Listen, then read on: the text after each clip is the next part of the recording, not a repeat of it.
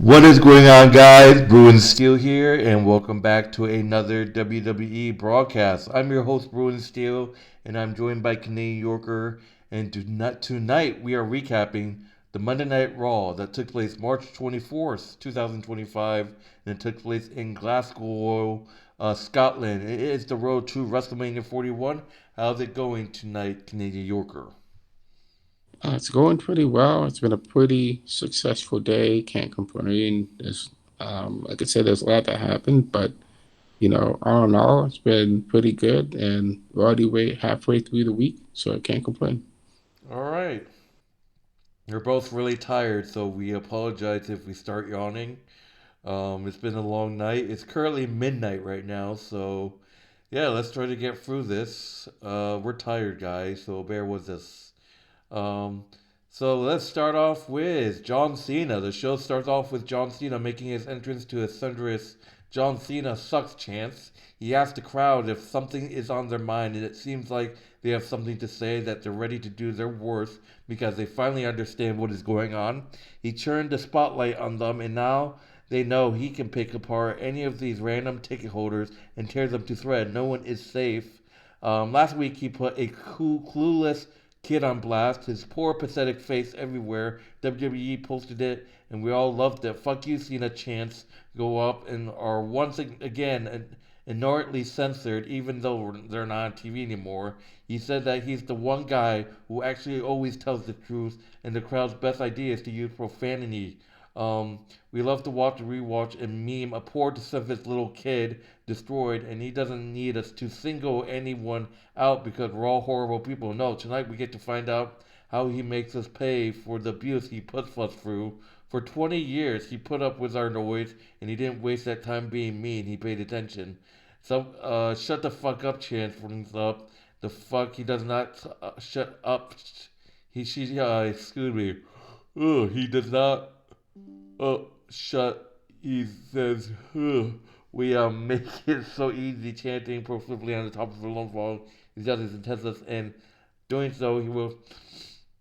He said, the truth is, our life is sad. We're rats in a cage, and you can pick out any moment in his career. He could say he learned when he bled. We thought he was tough, selfish, and was disrespected. When he speaks in rhythm tones, he said the way. John Cena says the most important thing we ever told him was April 2005 when he gave us his greatest idea, the WWE Spinner Championship. And just like that, right now, we ate him alive. Just Google negative comments about the spinner belts. We told him loud and clear how stupid he was because he changed the title into a toy, and the title is not a toy. The championship is a symbol of the center of all this, and the toy belt he made disrespected tradition and disrespected legacy. Listen closely, that was the biggest mistake we ever made. We were vulnerable enough to tell him what means the most in life and what knows he is going to ruin wrestling for every fan, for every wrestler, for everyone. At WrestleMania, he makes history by winning a 17th championship and finally forces us to forget the name of the fun machine jet flying Ric Flair and makes us forever say the name John Cena. And worse, he's going to win that title and retire with it, taking it home with him and leaving all of us to create a brand new toy belt because the real one will go home with me. He will be the last real champion in WWE and we'll hate him for it, and there's nothing we can do. He gets interrupted by Cody Rhodes. He points out that before Cena can take the title away from the fans, he has to take it away from him first. Rhodes says he made a mistake last week talking about old and new John. He clearly sincere, angry, and willing, and maybe the most dangerous John Cena there has ever been. But he made a massive mistake, and the mistake was not hitting him with the title at Elimination Chamber. No, the mistake was saying that he just said in front of these lovely people while he was in the building. He doesn't have to unload and unpack their history, but John should know how hard and violently he fought just to hold the title one time and vacate one name. He's saying the timeline of All Pro hangs in the balance because of his vanity. He wants to take the belt. Rhodes lays it out on the mat in front of him and takes his title and opens the shirt and tells him to take it. Cena starts squaring off, but of course leaves the ring instead, taking his towel with him. Cody grabs the mic and belt and stares him after before finally shouting back at him. He takes his jacket off and gestures Cena in, but he turns around and leaves again. Rhodes gets back on the mic and tells him that you can't have that on his constant, and he needs Cena to understand that his cycle needs to take the belt, does not overweight their collective need to keep it. The champ is no longer the man standing in the aisle. He's standing in the center of the ring, and John Cena is walking away empty-handed, just as he will at WrestleMania and as he will from WWE. So what a disappointing. I just like John Cena needs to say something into Cody's face, but this is the second week in a row that John Cena didn't say anything in front of Cody's face. So what did you think of that opening segment between Cena and Cody Rhodes? Yes, Cena has a lot to say. 25 years.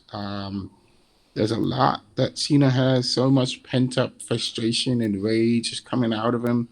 And Cody is Cody thinks that this is against him and against it's really against that John Cena is facing the fans.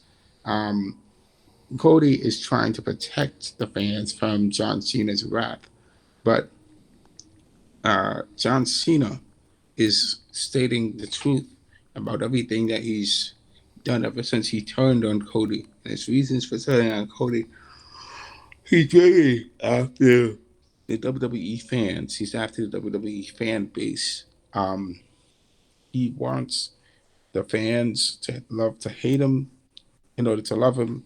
And I mean, after 25 years of service as WWE, John Cena has really shown himself to be one of the best there is in WWE. So that's what John. That's why everybody wants. That's why everybody wants John Cena to be. He's finally showing who he truly is. And this is here's the thing: if John Cena wins at WrestleMania and actually breaks Ric Flair's record, it would be cementing himself. Excuse me. He's cementing himself as uh, the top wrestler in the company. In not in company history, but one of the greats. Um, so that's what I have to say about that. And I mean, for Cody Rhodes, he comes out with his promos and saying he wants more from John Cena. Um, but at this point, I don't really see John Cena coming back just yet. So I think how everything's gonna play out in the coming week or two.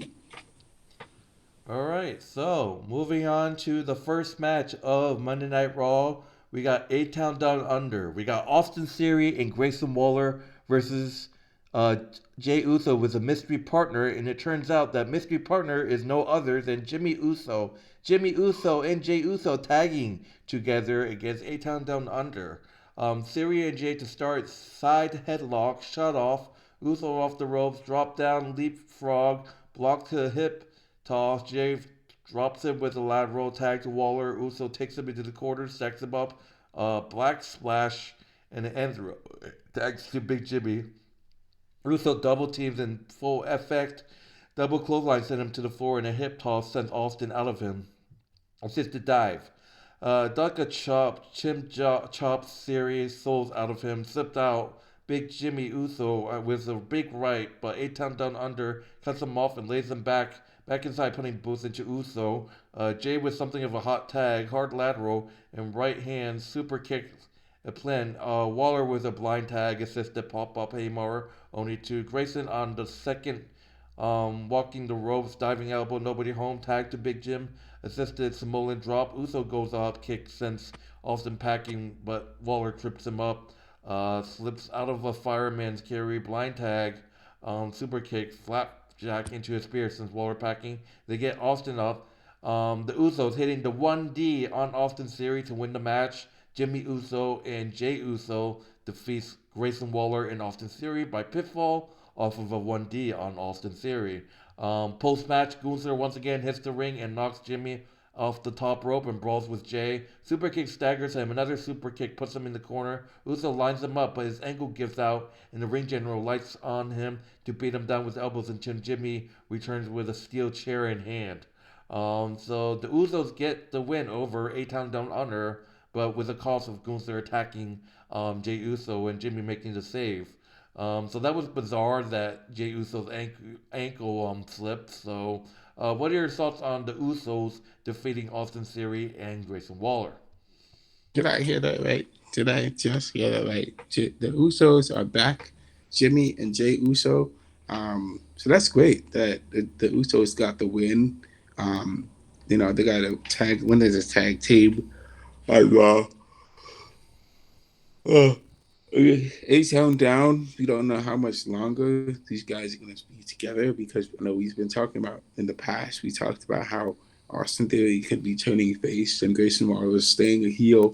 Um, maybe this will be true coming out of maybe going into WrestleMania. We'll see a shift in between Grayson Waller and Austin Theory. The other thing I want to say is I don't think we need to have the Usos as tag team champions again because they're both pretty accomplished um, wrestlers. So it makes sense that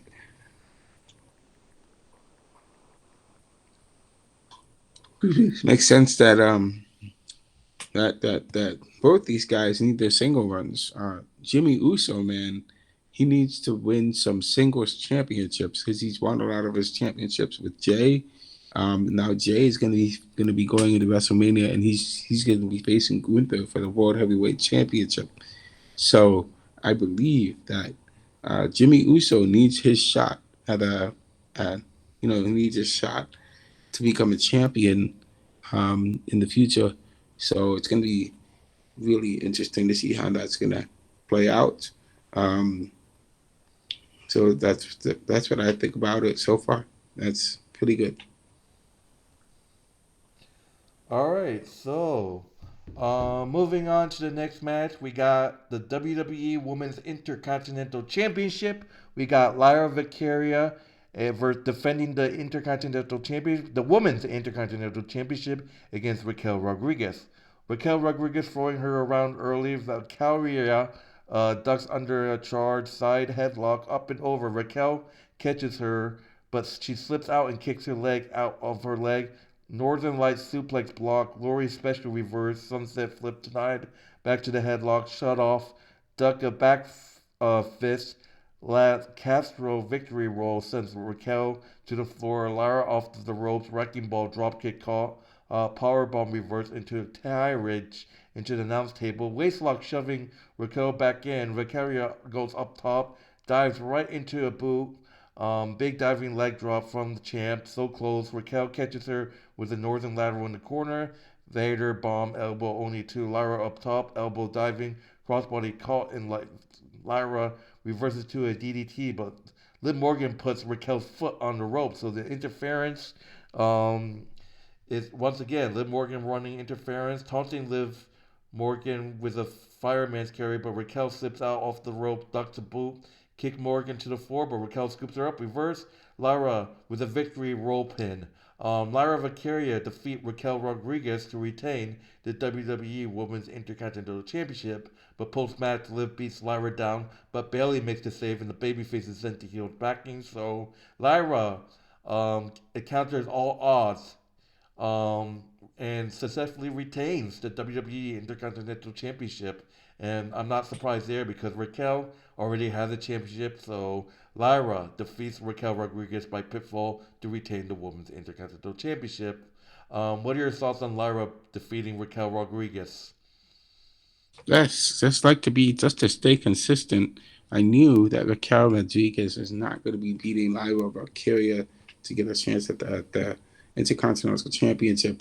It just makes sense if either Raquel drops the titles along with Liv drops the titles, and then she she and then she's able to get it. She's able to get the chance to get the championship um, from Lyra's mistake, and so it just makes sense that it's just not Raquel. Raquel can't be a singles champion and a tag team partner. So Raquel has to, maybe she will become a singles champion one day. Maybe we'll see that. But right now, I'm just saying I don't see it with her in this aspect. Um, so it planned out exactly as it is supposed to happen. Uh, Raquel lost, and Lyra is still the champion, so it makes sense. All right, moving on. We got Adam Pearce in the ring with a contract in his hand. The contract is for the WWE Women's World Championship match between Bianca and Io. Last week, Rhea Ripley thought it was appropriate to start a fight and scribble her signature on the contract, as that means anything, and he wants to make it crystal clear. Rhea is not in the match. Boo if you want. The match is Io Sky defending against Bianca, and Rhea Ripley's signature means nothing because she already has a rematch coming, and he's been trying to get her to agree to a date for weeks. Bianca is on the opportunity, and Rhea only wants her one on her time, but he's not doing it that way. Therefore, he gets interrupted by Io Sky. Io Sky says she doesn't care about contracts, and it doesn't matter who it is. She'll fight both of them at WrestleMania because she is the WWE Women's World Champion. Adam says he appreciates that she's a fighting champion, but if she just hear him out for 1 second, they get interrupted by Bianca. She said Pierce is right. She earned her match, and she went through Elimination Chamber to get to WrestleMania, and she's not about to let Rhea headbutt her way into the match. Pierce agrees, but says that if they could just let him, they get interrupted by Rhea Ripley, and Adam Pierce is pissed.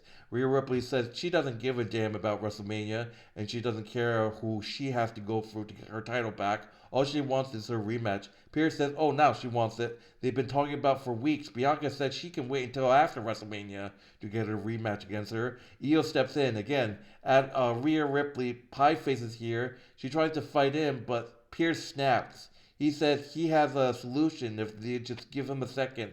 Next week, Rhea Ripley gets her rematch, and the winner fights Bianca at WrestleMania. Thank you and have a nice Monday. Bianca and Rhea bicker, and Io charges in. Leapfrog into a DDT on Rhea. Bianca gets her up for a KOD, but Io slings her off, and Rhea lands a big boot. Chops on Rhea, Io turning the tide, diving tag roll off the steps and into the floor, taking Rhea out. Springboard, back in. Bianca faster backbreaker rack KOD over the ropes and into Rhea Ripley on the floor. Bianca holds up the title. So chaos, and it was announced later that Rhea Ripley will face off against Io Sky in the rematch, but with a twist. Bianca Belair will be the special guest referee for this match. So next week, Rhea Ripley versus Io Sky for the Women's World Heavyweight Championship with Bianca Belair as the special guest referee. So what do you think of that?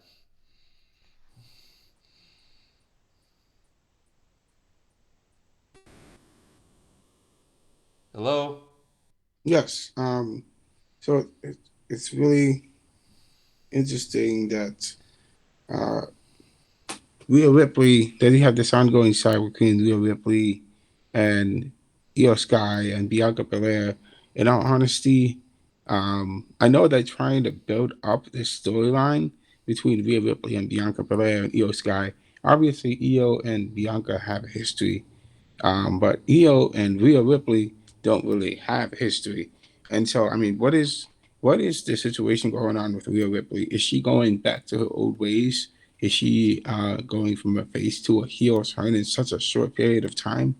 Is uh, Bianca staying the way she is?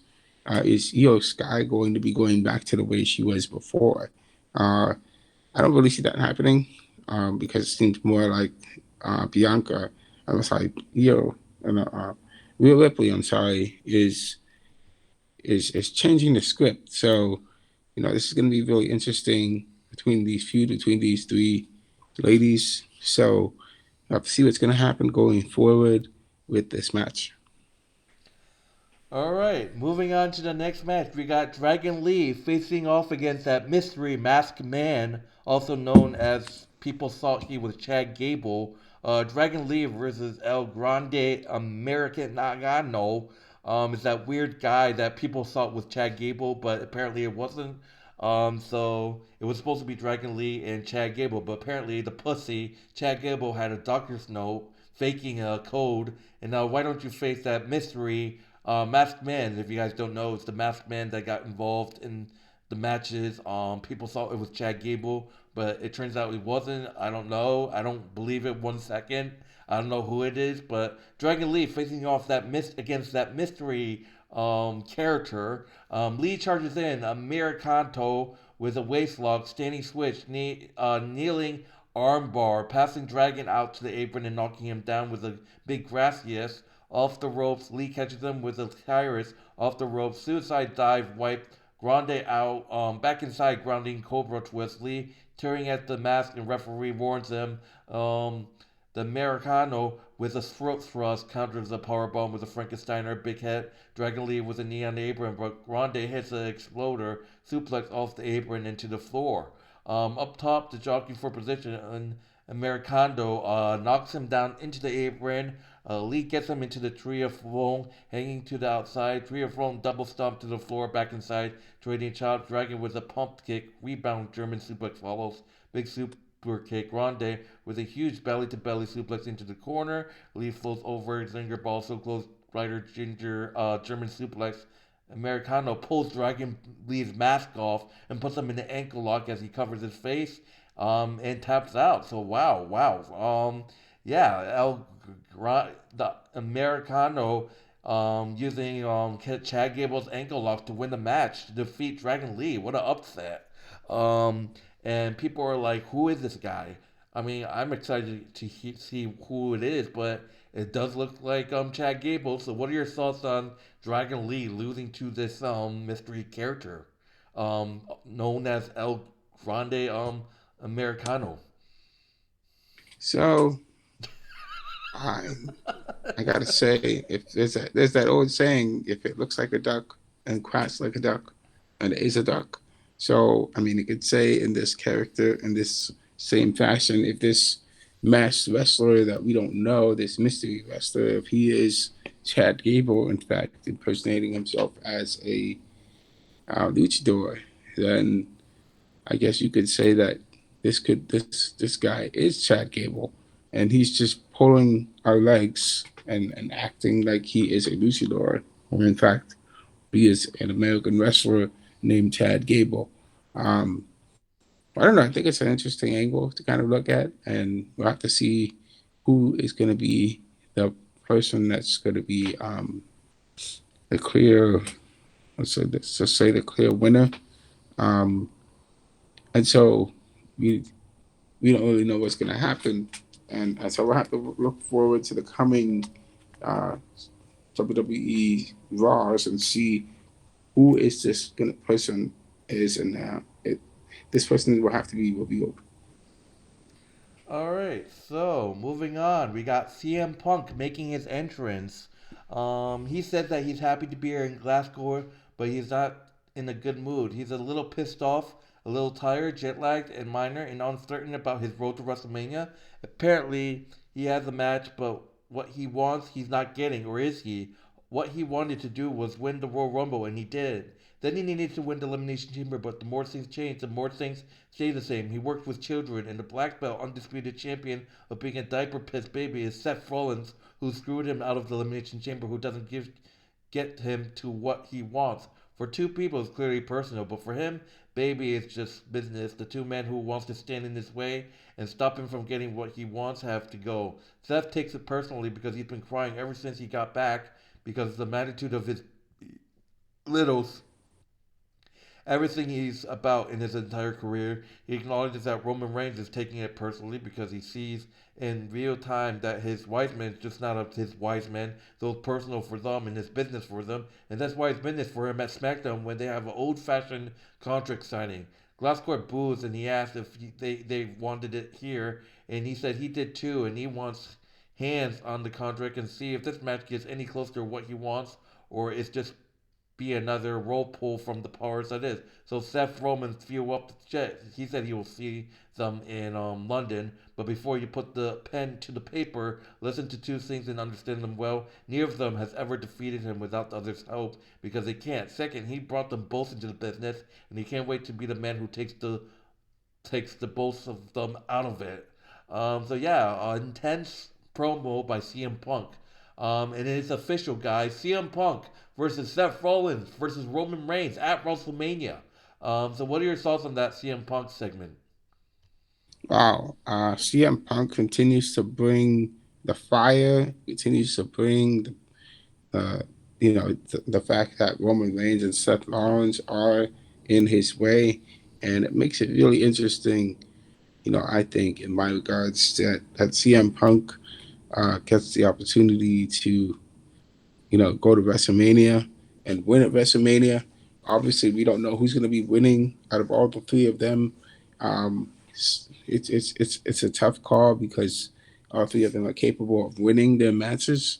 Um, and I'd probably say uh, my toughest opportunity was definitely the uh, it's just kind of tough to say with CM Punk. It's great that he got on the mic and Seth Rollins was there and Roman Reigns, but man, it's exciting. It's really exciting to see what Seth Rollins, Roman Reigns, and CM Punk are doing, and this is just wonderful. All right, so moving on to the main event match, we got a Intercontinental Championship match between Braun Breaker defending it against Penta. We finally gonna see Braun Breaker and Penta go at it, filling out Tadris from Penta. Breaker hits the ropes kind of awkwardly leg first, but counters a triangle dropkick with a jumbo Testro knee from the apron. Braun launches a diving elbow that sends both men over the announce table. Dominic Mysterio and Carlito makes their way to the ringside. Of course, super kick gets a knee. Braun off of the ropes and Penta drops him with a super kick. Lung blower connects. Zero calls for the flip pile driver, but Breaker counters. Military press. Double knee gut buster. No, Penta sends him to the floor. Top Con Giro.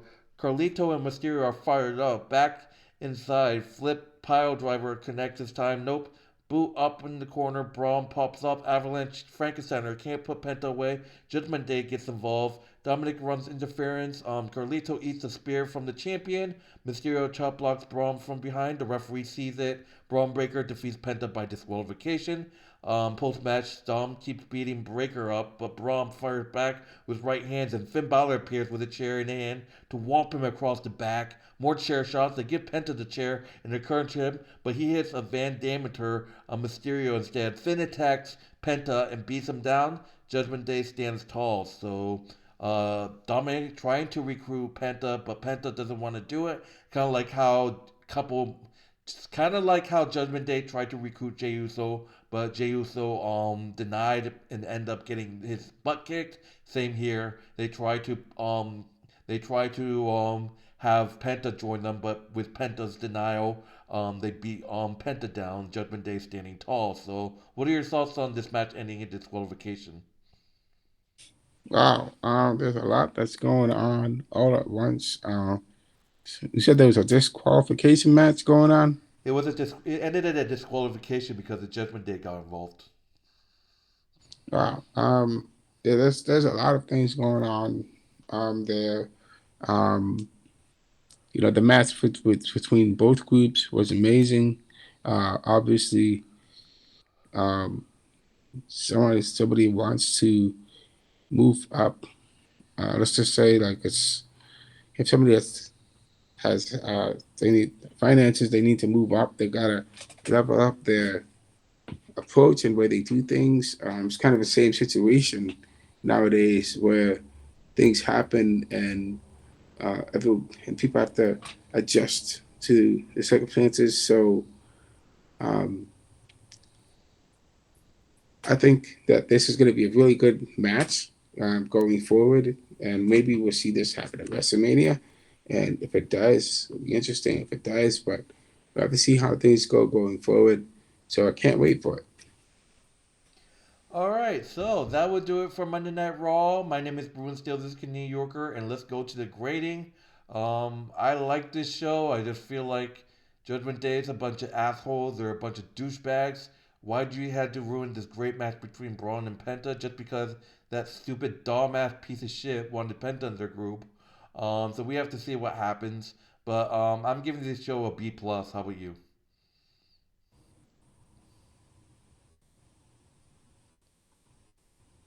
B plus. How about you? Yes, definitely. I can't wait. I give this rating on A. Okay, alright. So that would do it, guys. Thank you guys for watching. My name is Bruin Steele. This is Canadian Yorker. If you haven't done so, like, subscribe. Check out Canadian Yorker's check out Canadian Yorker's YouTube channel. Excuse me. Link will be in the description, as well as our Wrestling Bros WWE Wrestling Bros channel, which is our wrestling channel. Link will also be in the description. But that would do it, guys. Thank you guys for watching. This guy's yawning. I'm yawning. We're gonna hang it up. So we'll see you guys in the next broadcast. Enjoy the rest of your night. See you guys later. Peace. Peace out.